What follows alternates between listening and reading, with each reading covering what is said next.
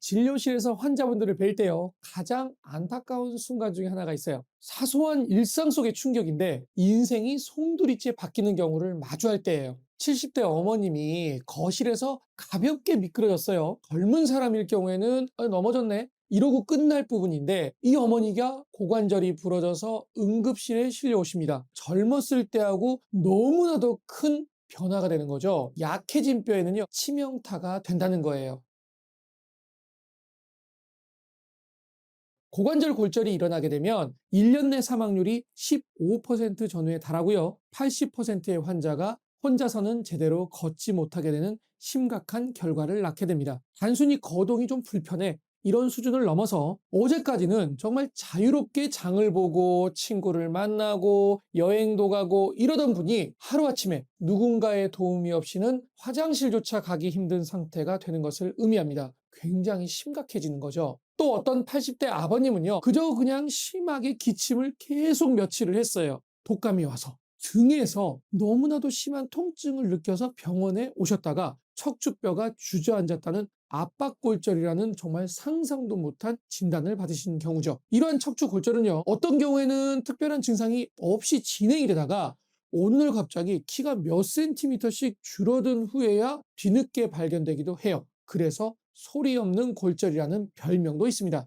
통증이 경미해서 알아채지 못하는 사이에 척추뼈가 하나 둘씩 조용히 무너져 내린다는 거죠. 심해지게 되면요, 등이 점점 굽고 키가 줄어들어요. 아이고, 내가 나이가 들어가지고 그냥 키가 줄어드나 보다, 이렇게만 생각을 하시는데, 줄어들면서 폐활량까지 줄어들게 되고 숨 쉬는 것도 힘들어지고 소화도 안 되고 장애 문제도 여러 가지가 일어나게 됩니다. 이것이 바로 골다공증으로 인한 골절의 현실입니다. 뼈에 미세 구조가 있는데 이런 것들이 약해져서 일상적인 충격을 견디지 못하고요, 부러지는 것.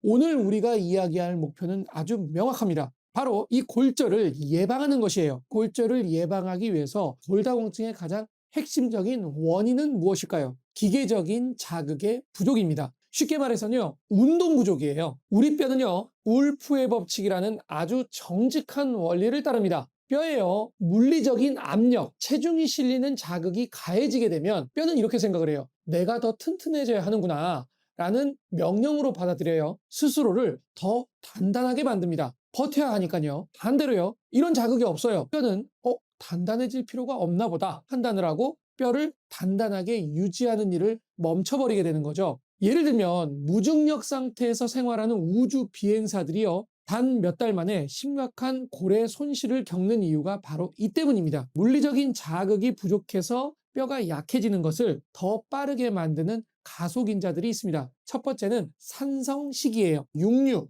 정제곡물 같은 산성식품을 너무 많이 먹고 채소, 과일 같은 알칼리성 식품을 부족하게 먹으면 우리 몸은요, 혈액의 균형을 맞추기 위해서 뼈에 저장된 칼슘을 꺼내 쓰게 돼요.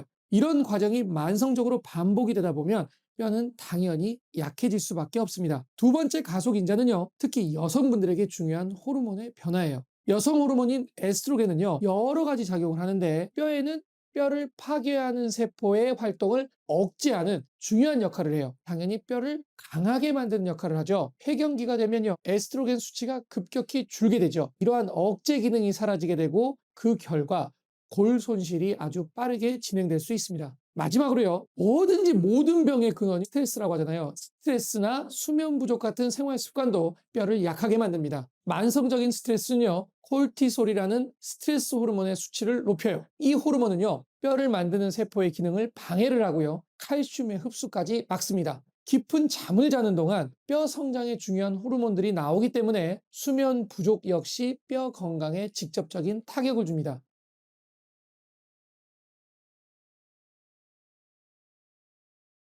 이 골절을 막기 위한 해결책은 무엇일까요? 첫 번째 방법은 운동을 통해서 뼈 자체의 구조적인 강도를 높이는 것이고요. 두 번째 방법은 근력과 균형 감각을 길러서 뼈를 외부 충격에서 보호하고 근본적으로 넘어지지 않게 만드는 겁니다. 균형 잡힌 훈련, 그리고 꾸준한 운동 프로그램을 실행을 했을 때 낙상 발생을 최대 34%까지 줄일 수가 있다라는 결과가 있고요. 당연히 골절의 위험도 의미 있게 감소된다는 것이죠. 우리가 약물에 의존하지 않고 오직 신체 활동만으로 이 정도의 위험 감소 효과를 얻는다는 것은 임상적으로 매우 중요한 의미를 가집니다. 앉았다 일어서기 진짜 별거 아니죠. 의자에서 우리가 몸을 딱 일으키는 이 순간 우리 체중 전체가 척추, 고관절의 수직으로 실리게 됩니다. 이 압력은요, 뼈를 만드는 조골세포에게 지금 당장 뼈를 더 튼튼하게 만들어야 한다라는 명령을 내려요. 울프의 법칙을 이용한 1차 방어, 뼈의 내부 구조를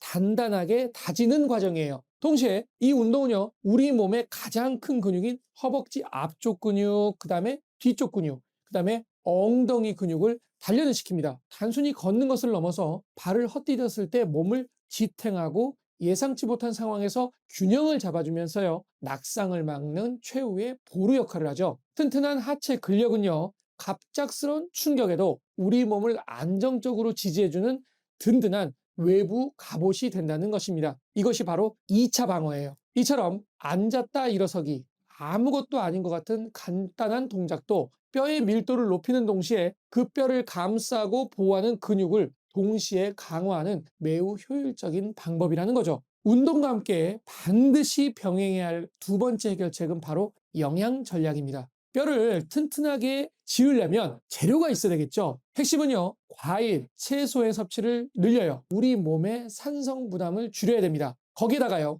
염증을 일으키는 가공식품을 피하는 것이에요. 이와 동시에 뼈 건강에 필수적인 영양소들이 서로 어떻게 협력하는지 이해하는 것이 중요합니다. 우리가 뼈 건강하면 칼슘을 떠올리죠. 칼슘은요, 뼈의 구성 성분, 벽돌과 같아요. 하지만 비타민 D가 장에서 칼슘을 흡수하도록 돕는 역할을 같이 해줘야 합니다. 그런데요, 비타민 D가 제 역할을 또 하려면 마그네슘의 도움이 반드시 필요해요. 마그네슘이 부족하게 되면 비타민 D를 활성 형태로 전환시키지를 못하기 때문입니다. 마지막으로요, 어렵게 흡수한 칼슘이 엉뚱한 곳, 혈관벽이라든지 이런 곳에 쌓이지 않고 정확하게 뼈로 가도록 이끄는 것이 비타민 K2의 역할이에요. 지금 말씀드린 이 영양소들이 마치 한 팀처럼 유기적으로 작동을 해야지만 우리가 섭취한 칼슘이 비로소 튼튼한 뼈로 완성될 수가 있는 겁니다. 이미 골다공증으로 진단을 받으셨거나 골밀도가 매우 낮으신 분들 있잖아요. 당연히 골 흡수를 억제하거나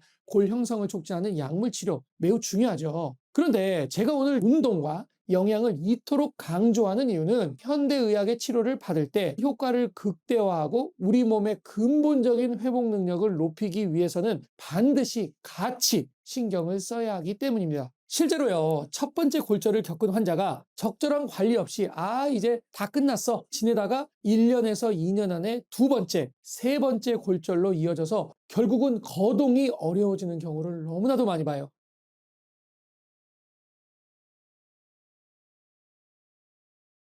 통계적으로요, 첫 번째 척추 골절 후에 또 다른 척추 골절이 생길 위험은요, 최대 23배까지 증가하고요. 모든 2차 골절의 약 50%가 첫 번째 골절 후에 2년 안에 발생합니다. 첫 번째 골절이 발생했다, 이것을 끝으로 생각하면 절대 안 돼요. 방심을 하게 되거든요. 두 번째 골절을 막기 위해서 대비해야만 합니다. 우리 몸의 필요에 맞는 영양 균형을 맞추고요, 뼈 성장에 필요한 명확한 신호를 운동을 통해서 꾸준히 보내준다면 골다공증성 골절은 충분히 예방하고 관리할 수 있습니다. 지금까지 윤재웅 정형외과 원장 윤재웅이었습니다. 감사합니다.